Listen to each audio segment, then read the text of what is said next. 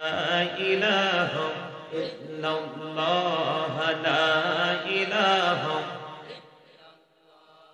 لا إله إلا الله لا إله হায়রে কত সুন্দর মদিনা কেমনে যাব জানি না হায়রে কত সুন্দর মদিনা কেমনে যাব জানি না হায়রে দয়া করো দয়াল আল্লাহ দয়া করো নসিব করো মদিনা لا إله إلا الله لا إله لا إله لا إله إلا الله لا إله হায়রে নামাজে রোজা ছাইরো না মা বাবাকে ভুইল না হায়রে নামাজে রোজা ছাইরো না মা বাবাকে ভুইল না হায়রে জান্নাত বাসী হইতে চাইলে জান্নাত বাসী হইতে চাইলে প্রাণ ভরে করো সাধনা লা ইলাহা ইল্লাল্লাহ লা ইলাহা لا إله إلا الله محمد رسول الله صلى الله عليه وسلم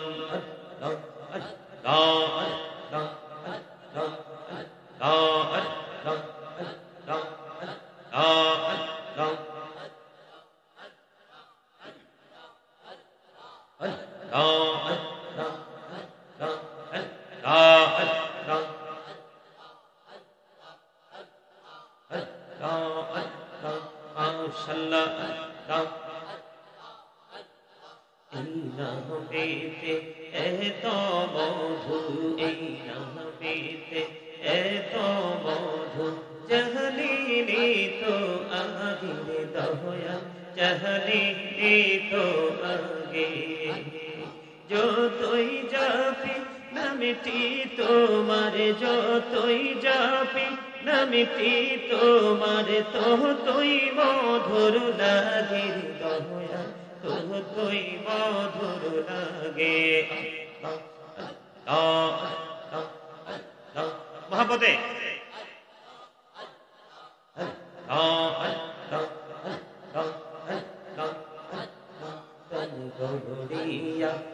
रे बंध रन बौड़िया डक हर फन बौड़िया डक रे बंध रन बौड़िया डक हर प्राण बौड़िया डक ले रे बंदा फन बौड़िया डक ले रे बंदा दोहना करबो महा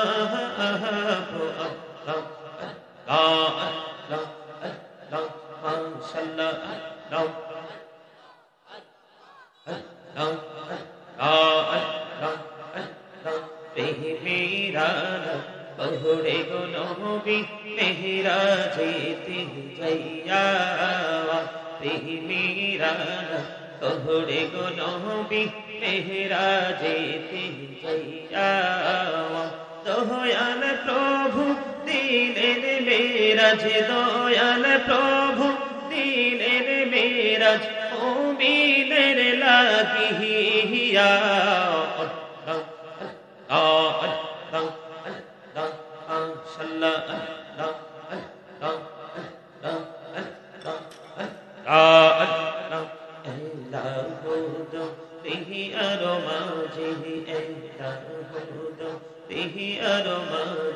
কিসের করো পিছের দিকে চাইয়া দেখো পিছের দিকে চাইয়া দেখো ডুবে যায় তোর বেলা রে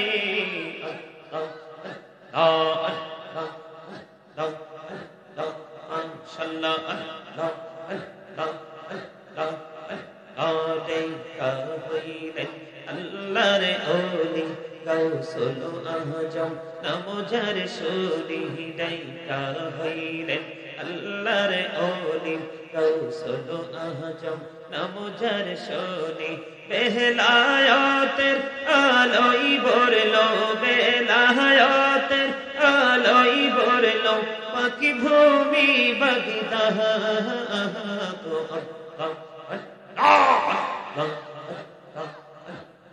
মাশাআল্লাহ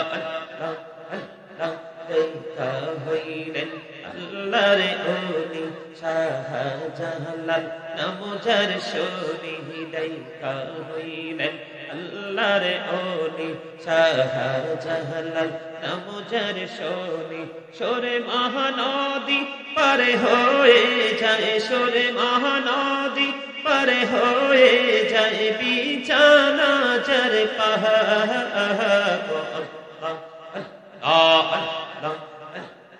দেখা হইলেন আল্লাহর ওলি আমানত শাহ নামজার সুরি রহমান দিয়ে বানাই নৌকা রহমান দিয়ে বানাই নৌকা শুই না হয়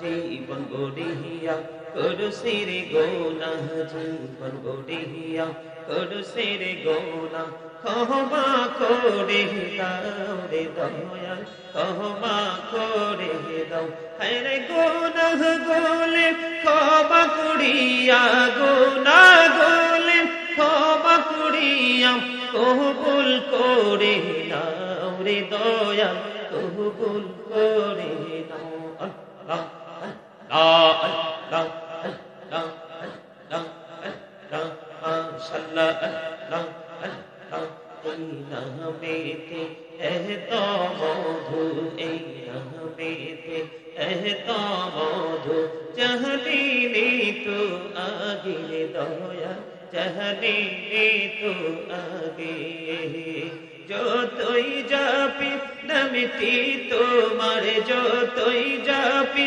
নামটি তোমার তো তুই মধুর লাগে দয়া তো তুই মধুর লাগে আল্লাহ আল্লাহ আল্লাহ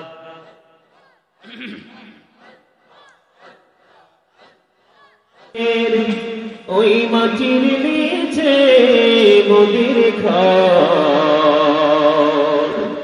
এই দুনিয়ার আপন যারা সবাই হবে মোদের পর আল্লাহুম্মা মুহাম্মাদের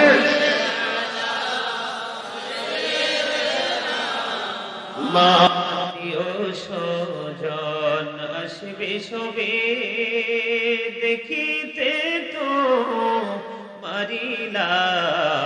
মারিলাস সাজাইতে তোমার বাসর কাটবি ঝোপের কাঁচা বাস আল্লাহুম্মা মুহাম্মাদে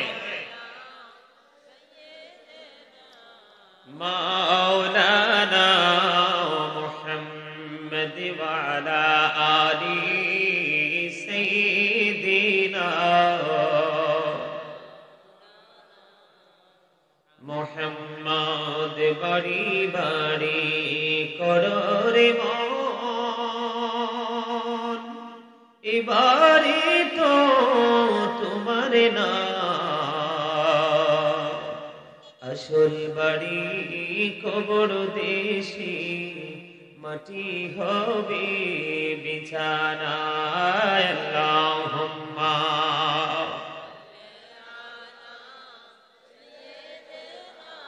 মাওলানা মুহাম্মদ ওয়া আলা আলি সাইয়্যিদিনা মুহাম্মদ। যুবক ভাইয়েরা, আজকে যারা পেরুল মধ্যপাড়া গাউসিয়া ফুরকানিয়া মাদ্রাসার উদ্যোগে ওয়াজ ও দোয়ার মাহফিলের আয়োজন করেছেন, এই কর্তৃপক্ষে যারা রয়েছেন এবং পর্দার অন্তরাল থেকে যারা আমার আলোচনা শুনছেন, সকলের প্রতি আমার আন্তরিক সালাম। আসসালামু আলাইকুম ওয়া রাহমাতুল্লাহি ওয়া বারাকাতুহু।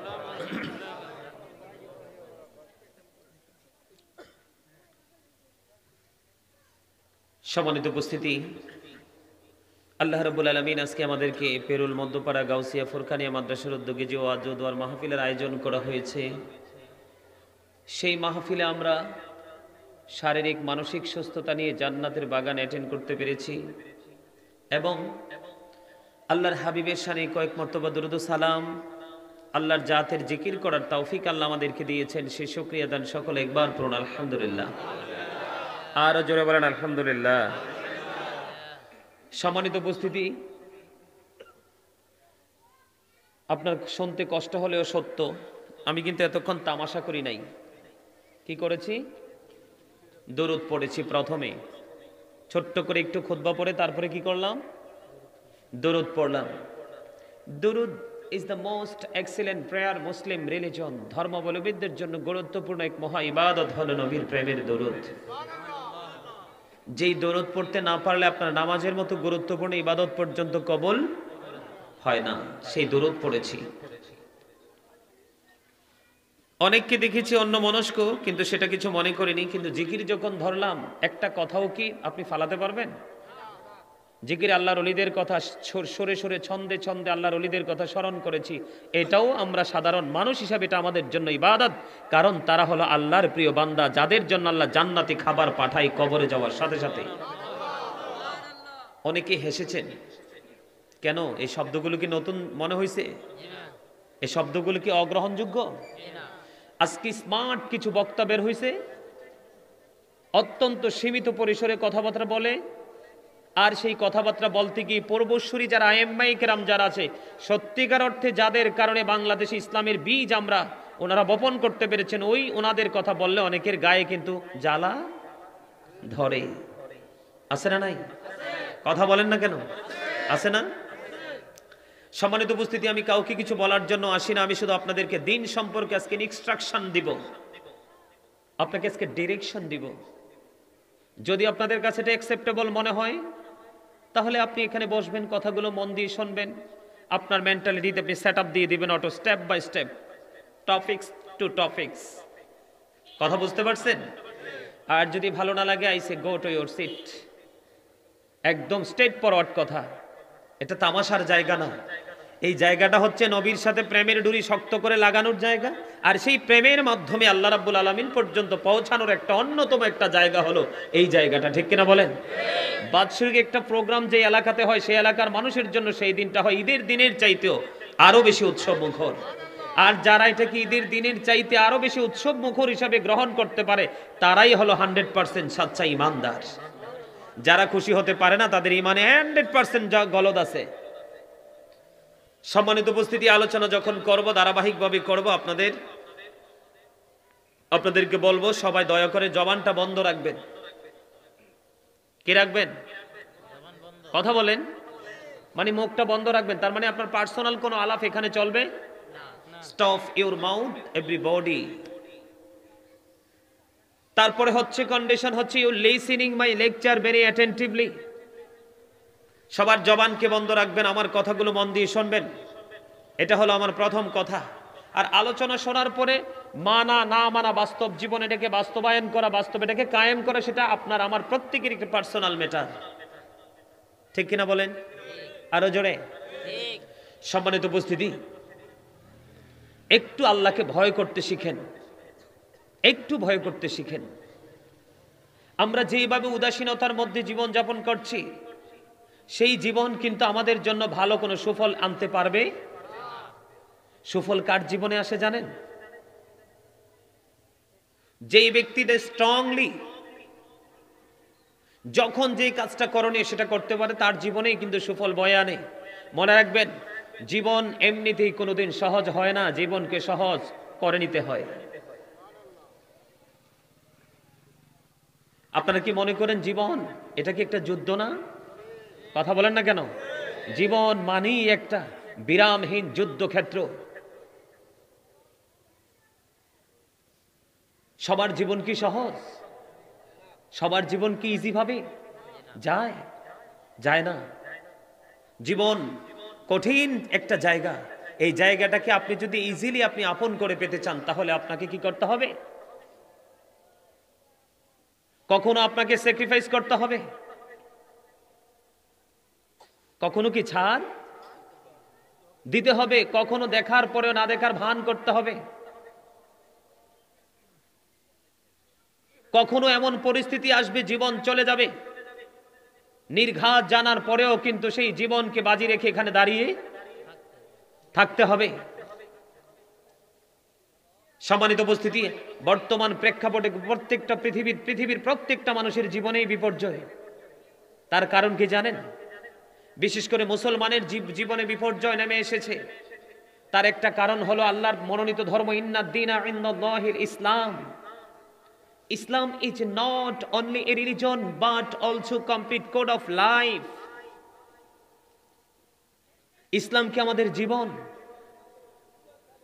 হিসাবে আমরা এখনো গ্রহণ করতে পারি নাই, যেই ইসলামের মধ্যে আছে আমাদের পরিপূর্ণ সুন্দর জীবন ব্যবস্থা। আজকে কি আমরা পেরেছি আপন করে নিতে? কথা বলেন, পেরেছি? আপন করে নিতে পারি নাই, কিন্তু কখনো আমরা সত্য বলতে কৃপণতা করি, আবার কখনো বা সত্যটা একজন বলার পরে সেটাকে বর্জন করতে আমরা পছন্দ করি। কথা বলেন, ঠিক না ঠিক? সম্মানিত উপস্থিতি, জীবনকে সুন্দর করতে হলে, ফিউচারকে ব্রাইটনেস করতে হলে, আপনার ভবিষ্যৎকে উজ্জ্বল করতে হলে, আলোকিত ভবিষ্যৎ যদি দেখতে চান, আপনার ফিউচারকে যদি আপনি ব্রাইটনেস করতে চান, তার মানে আপনার ভবিষ্যৎকে যদি আপনি আলোকিত করতে চান, তাহলেই কিন্তু ইসলামে পরিপূর্ণভাবে আপনাকে প্রবেশ করতে হবে। অন্যথায় দুনিয়া এবং আখিরাত, দুনিয়ার শান্তি, পরকালের মুক্তি আমাদের জীবনে কোনোভাবেই জুটবে না। বাংলাদেশ স্মল কান্ট্রি, বাংলাদেশ একটি ছোট্ট দেশ। এই দেশে কি মানুষের কোনো অভাব আছে? কথা বলেন। কেন মাহফিলে আসলে, কেন মাহফিল হলে কেন জন উপস্থিতি কম হয়? মসজিদে মুয়াজ্জিন সাহেব হাইয়া আলাস সালাহ বলার পরে কোনো মুসল্লি কম হয়? তার কারণ কি? তার কারণ হচ্ছে, এই কথা বললে আউটে যান, এই কথা বললে বাইরে যান, আপনাদের কথা এখানে আসে। আপনাদের পার্সোনাল কথা হলে আপনারা দয়া করে একটু আউটসাইডে গিয়ে বলেন। আপনারা আমার কথাগুলো কি বুঝতে অসুবিধা হয়? একদম ক্লিয়ারলি বুঝতে পারেন? সবাই বুঝতে পারেন? সম্মানিত উপস্থিতি, যেটা বলতে চেয়েছিলাম, মসজিদে হাইয়া আলাস সালাহ বলার পরেও কিন্তু উপস্থিতি নাই। এত সুন্দর জান্নাতের বাগান, যেই বাগানের চতুর্দিকে আজকে রহমতের ফেরেশতারা কানায় কানায় ভরে আছে। জানেন, যখন মুমিনরা জান্নাতের বাগানে বসে জিকির করতে থাকে, ফেরেশতারা আসমান ছেড়ে জমিনে চলে আসে। আল্লাহ প্রশ্ন করে, তোমরা জমিনে কি করছো? আল্লাহ গো, তোমার বান্দারা তো মধুর সুরে জিকির করছে, সেই জিকিরের আওয়াজে আর থাকতে পারেনি, জমিনে চলে এসেছে আমাদেরকে স্বাগতম জানানোর জন্য। সেই চোখ কি আমাদের আছে? চোখ তো নাই। আমাদের সেই অনুভব করার মতো, ফিল করার মতো সেই মনটাও তো নাই। এদিকে তাকান, আজকে বছরের প্রথম দিন, অনেক মানুষ গান, বাদ্যযন্ত্র, নৃত্য পরিবেশনের মাধ্যমে গত রাত্রি থেকে তারা ব্যস্ত কিনা আপনারা জানেন? গোলা ফুটানো, আতশবাজি ফোটানো মুসলমানের জন্য টোটালি হারাম। গতকালকে যখন প্রোগ্রাম থেকে বাসায় ঢুকলাম, চতুর্দিকে এত বেশি আওয়াজ, মানে এখানে অস্থির হয়ে যাওয়ার মতো পরিবেশ। এটা কি কখনো কোনো মুসলমানের কালচার হতে পারে? গত ডিসেম্বরের 18 তারিখে কোনো প্রোগ্রাম ছিল না, যেটাও ছিল এটা ক্যান্সেল করতে হয়েছে। এটা কি মুসলিম কান্ট্রি নাকি অন্য অবলম্বীদের দেশ? এটা কি মুসলমানদের দেশ না? কথা বলেন না কেন? কেন মাহফিল ক্যান্সেল করতে হলো 18 তারিখ? কারণ 18 তারিখ বেঈমানদের একটা জুয়া খেলা হবে, আর সেই জুয়া খেলা নিয়ে মুসলমানরা একদম কোমরে মাজায় শক্ত করে কাপড় বেঁধে নেমেছে ডান্স করার জন্য। এত সুন্দর জান্নাতের বাগান, আসতে বসতে ভালো লাগে না? কিন্তু সেই 18 তারিখে দেখেছি, এই এত শীতের মধ্যে কোনো সামিয়ানা নাই, রাস্তার পাশে একটা পর্দা দেওয়া আছে, অর্ধুলঙ্গ পুরুষদেররা একটা ফুটবল নিয়ে নাচানাচি করতেছে, আর এই দেশের পুরুষরা বিরামহীনভাবে, পলকহীনভাবে তাকিয়ে আছে। সেটা কিন্তু মুসলমানের চোখের জন্য জিনা।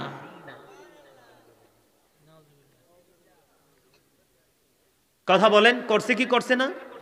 হাজার হাজার লক্ষ লক্ষ টাকা খরচ করে ব্যানার ফেস্টন করেছে, গেট করেছে, যেই যেই দেশকে ভালোবাসে সেই দেশের পতাকা লাগাইছে কিনা? আপনারা কি জানেন ওই খেলাটা কি ছিল? সেটা ছিল ফুটবল। আপনারা দেখেন ফুটবল খেলা, কিন্তু আলেম যারা তারা তাদের কোরআন হাদিসের দৃষ্টিকোণ থেকে দেখেছে এটা হয়েছে জুয়া খেলা। কি খেলা? এই জুয়াকে কেন্দ্র করে বাংলার মানুষ মুসলমান লক্ষ লক্ষ টাকা খরচ করেছে, হত্যা পর্যন্ত করেছে, একটা পুরুষ আরেকটা পুরুষকে জখম পর্যন্ত করেছে কুপিয়ে। কারণ বাজি ধরেছিল তোমার দল জিতলে এটা করতে হবে, তোমার দল হারলে এটা করতে হবে। সেখানে কিন্তু কোনো ধরনের কোনো দ্বিধা, কোনো সংকোচ, টাইম পাস কোনোটাই হয়। শুধুমাত্র ধর্মীয় নিজের ধর্ম, যেই ধর্ম আল্লাহর মনোনীত ধর্ম, সেই ধর্মের ছায়াতলে থেকে যে রোল মডেল আমাদের জন্য নবী ছিলেন, সেই নবীর আদর্শকে আমাদের বাস্তব জীবনে বাস্তবায়ন করতেই কষ্ট। যার এই আদর্শকে লালন করে বাস্তব জীবনে বাস্তবায়ন করতে কষ্ট হয়, সে কখনোই 100% ইমানদার নয়, সে 100% মুনাফিক।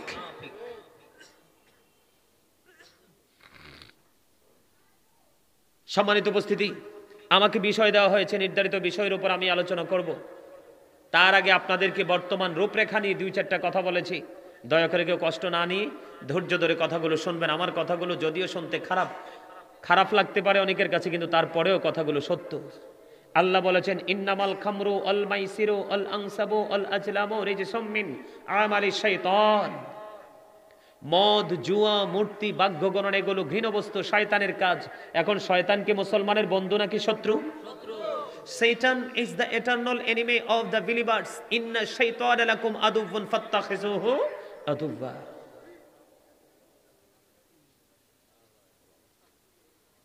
আমাদের মিলাদ মাহফিল, মসজিদ, মাদ্রাসা ভালো লাগে না, কারণ শয়তান চায় না আল্লাহর বান্দা আল্লাহওয়ালা হয়ে তা কবরে যাক। কারণ শয়তান তো জান্নাত দেখেছে, বসবাস করেছে, সেই জায়গাটা কত মধুর, সে তো আর জীবনে কোনোদিন যেতে পারবে না। সেটা তার জন্য চিরস্থায়ীভাবে একবারে কি হয়ে গেছে। এজন্য শয়তান চায় না বান্দা ভালো কাজ করুক, কিন্তু বান্দা তো এতটাই বোকা হয়েছে পৃথিবীর লোভে, পৃথিবীর প্রেমে, পৃথিবীর রং তামাশায়।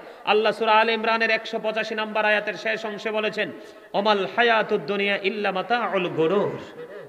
এই দুনিয়ার জীবনটা একটা ধোঁকা ছাড়া কিছুই। কথা কয় না কেন? আরে ভাই, কথা না বললে তো আপনি যত বড়ই হন না কেন, এখন আপনি মাহফিলে আসছেন শ্রোতা, কথা বলতে হবে, আর নাইলে আপনি কৃপণ। আল্লাহ কৃপণকে দেখতে পারে না, পছন্দ করে না। আর যদি বলে না হুজুর আমি তো কৃপণ না, তাহলে আপনি কি আমি বলবো আপনি প্রাউড ফিল করেন, অহংকার করেন? আল্লাহ অহংকারীকে আরো বেশি দেখতে পারে না, কারণ অহংকার আল্লাহরই মানায়। অহংকার আল্লাহর কুদরতি গায়ের চাদর, এই চাদর ধরে যে টান দিবে তার জন্য বরাদ্দ কি? জাহান্নাম। কথা বলতে হবে। আপনার এই মুখ কিন্তু কুরমা পোলাও খাওয়ার জন্য নয়, বন্ধুর সাথে বান্ধবীর সাথে মোবাইলে সময় অসময় কি রোমান্টিক আলাপ আলোচনার জন্য নয়, চা দোকানে বসে বসে মানুষের বদনাম করার জন্য নয়, বাজারে গিয়ে সমুন্নতি গিয়ে কোলাহল পরিবেশে গিয়ে অপ্রাসঙ্গিক অগ্রহণযোগ্য কথা বলার জন্য নয়। এই জবান আল্লাহ দিয়েছেন, আল্লাহ বলেছেন ফাযকুরুনি আযকুরুকুম। আল্লাহ বলেছেন remember me then I will remember you. তোমরা আমাকে স্মরণ করো, আমি তোমাদেরকে স্মরণ করব। ওয়াশকুরুলি ওয়ালা তাকফুরুন। আল্লাহ বলেছেন তোমরা আমার প্রতি কৃতজ্ঞ হও, অকৃতজ্ঞ হয়ো না। বলেছে কে? আরে ভাই, আল্লাহ শব্দটা বলতে পারেন না?